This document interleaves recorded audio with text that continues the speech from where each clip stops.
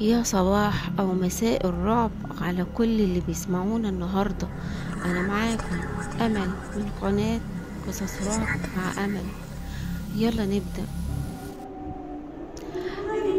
الليلة هحكي لكم عن باب لو فتحته بيقفل على حياتك كلها. دي شقة رقم 13، واللي دخلها محدش سمع صوته تاني. مستعد تدخل شقة رقم 13؟ لو قلبك ضعيف اقفل الفيديو دلوقتي، لان اللي جاي مش ليك. كان في شاب اسمه هشام ساكن لوحده بعد ما اشتغل في شركة سياحة كبيرة في وسط البلد. هشام طول عمره مش بيؤمن بالخرافات، لا جن ولا عفاريت ولا حواديت ستات زمان. بس اللي حصل معاه خلى شعر راسه يشيب في عز شبابه. هشام كان بيتنقل كتير من شقة للتانية عشان يكون قريب من شغله، لحد ما السمسار اقترح عليه شقة رخيصة جدا في عمارة قديمة في شارع جانبي في الزمالك. قاله دي شقة دور تالت واسعة جدا، بس محدش بيقعد فيها كتير، معرفش ليه. ضحك هشام: يا عم مش انا مش بخاف من الكلام ده ولا الكلام الفاضي ده. وافق فورا على الشقة. اول ليلة صوت مفاتيح بترن وباب بيتفتح على صوت صدى فاضي. اول ليلة هشام دخل الشقة وهو ماسك علبة بيتزا، وقال بصوت عالي علشان يطمن قلبه: انا جيت، اللي هنا يخرج بقى، ما تمشيش خليك. حس ان في صوت خفيف زي ما يكون في حد بيردد في الغرفة. صوت بيتردد، بس تجاهل وفتح نور الصالة. كانت الشقة مليانة أتربة ريحتها غريبة زي ريحة ملابس معفنة. اللي حصل الساعة 3 الصبح. هشام صحي من النوم مفزوع على صوت جرجرة على الأرض. فتح عينيه لقي الباب الأوضة بيفتح لوحده. صوت الباب بيفتح ببطء وصرير عالي جدا. قام بسرعة شغل نور الموبايل، بص بره مفيش حد، لكن وهو راجع شاف بصمة ايد صغيرة جدا على باب اوضته، زي بصمة طفل متلطخة بحاجة سودة زي الحبر. شقة مكتومة وبعدها همس: بابا بابا. هشام حس قلبه وقع، جري على الحوض عشان يغسل وشه. وهو بيرفع وشه من المية شاف في المراية ظل صغير بيجري ورا ظهره. صوت خطوات طفل بيجري، وبعدين بيضحك ضحكة خفيفة بتتحول لنين. اليوم التاني، تاني يوم بالليل، قرر هشام ينام في الصالة، لكن صحي على صوت ست كبيرة بتعيط جوه المطبخ. صوت بكاء مكتوم جدا بصوت ست كبيرة. دخل المطبخ لقي المية في الحوض شغالة، وإزاز المطبخ كله مبلل زي حد كان بيبص عليه من بره. وكتب بإيده كلمة بالعربي: اخرج. بعد 3 أيام هشام بص ولقي نفسه كل يوم على جرح جديد في جسمه، مرة في دراعه، مرة في ظهره، مرة في رقبته كأنه مخالب صغيرة جدا كانت بتهرش فيه وهو نايم. صوت هرش سريع زي أظافر بتخربش على خشب، وفي مرة صحي على صوت خربشة جنب ودنه. لقى طفل صغير جدا وشه مش باين قاعد على الأرض بيخربش فيها وبيقول بصوت مبحوح: عايز ألعب معاك.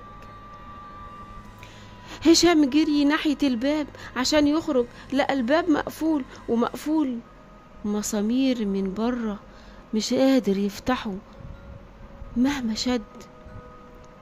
صوت ضرب جامد على الباب وبعدين همس جماعي حواليه: مش هتخرج، مش هتخرج. اخر ليلة هشام نام وهو ماسك سكينة جنب السرير. حلف ان اول ما الصبح يطلع هيمشي حتى لو هيرمي عفشه في الشارع، لكنه صحي مش على نور النهار، صحي على صوت همسات كتيرة قوي حواليه في الضلمة. همس جماعي مخيف: احنا هنا معاك، مش هتمشي. فتح عينيه لقى السقف كله مليان وشوش اطفال، ستات، رجالة مشوهة بتبص عليه وبتضحك. صوت ضحك جماعي بارد جدا، وبعدين فجأة سكوت تام. هبط قلبه، حاول يقوم، لقى ايده متكتفة في السرير، ومرة واحدة حس بأنفاس سخنة على وشه.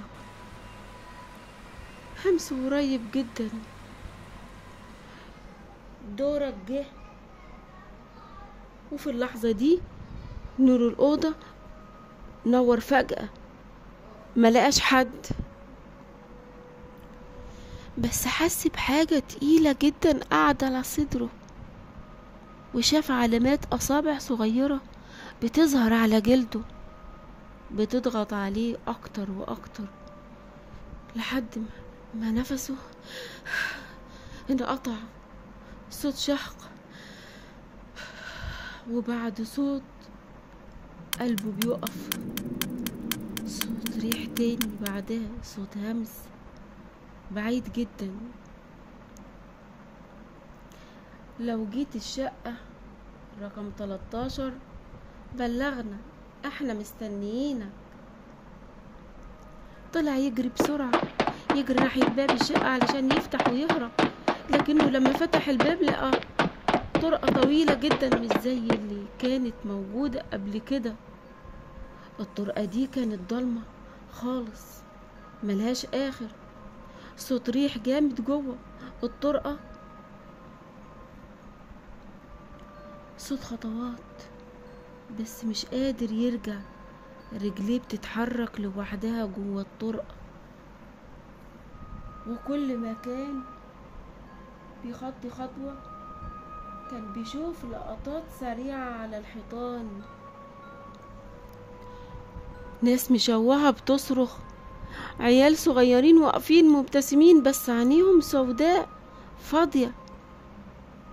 صوت ضحكة أطفال مش طبيعية بيبدأ عادي وبعدين يتحول لصراخ عالي جدا. الممر الغريب.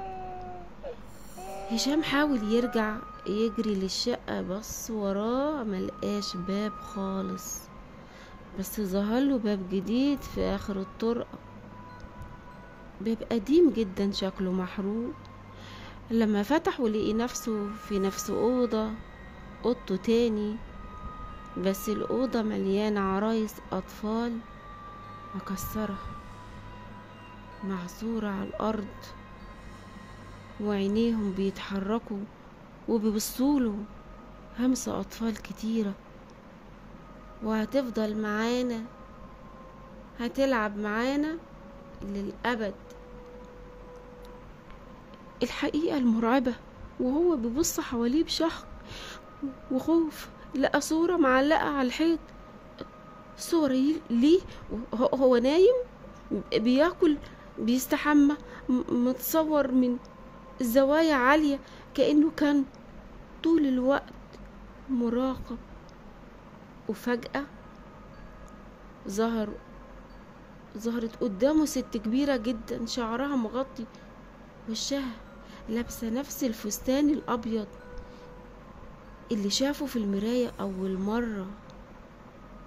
صوت تكة فقرات رقبة بتتحرك ببطء، وبعدين همس بصوت مبحوح: أنا اللي كنت بحميك، بس أنت كسرت الوعد.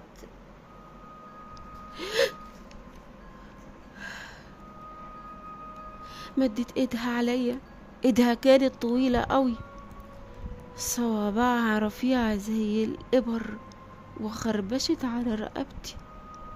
النهاية السوداء. هشام حاول يصرخ، حاول يجري، حاول يعمل أي حاجة، بس رجليه كانت تقيلة، كأنه متثبت في الأرض، وحس بأظافرها بتدخل جواه، وبدأت تسحب منه حاجة زي دخان اسود. صوت شهق طويلة جدا، بعدها صوت هادي خالص زي نسمة هواء وقع على الأرض. وهو بيموت شاف روحه بتخرج، بتتشاف بوضوح، والست دي ماسكاها، بتحضنها وبتهمس في ودنها: هنا بيتك واحنا عيلتك، مفيش خروج. همس كتير متداخل: مفيش خروج، مفيش خروج. وبدأت الغرفة كلها تضلم، والعرايس على الأرض قامت تتحرك ناحية جثته، وأصوات ضحكهم كانت بتملأ الأوضة، صوت ضحكة أطفال مجنونة بجنون. فجأة بيقف مرة واحدة، آخر لقطة، والشقة بقت ساكتة، لكن لو حد عدى قدام بابها كان بيسمع صوت هشام بيهمس من جوه: همس هشام، ما تدخلش، هي هتلقطك زي ما لقطتني. في نهاية القصة، إذا عجبتكم القصة اضغطوا لايك وفعلوا علامة الجرس، وما تنسوش تعليقاتكم الجميلة، مستنية. أنا حسيت بحاجة هنا، قولولي في التعليقات مين فيكم قبل كده حس بحاجة، أو شاف خيال، أو شاف ظل، أو شاف أي حاجة بترعب. قولولي في التعليقات، وقولولي رأيكم في القصة. والسلام عليكم ورحمة الله.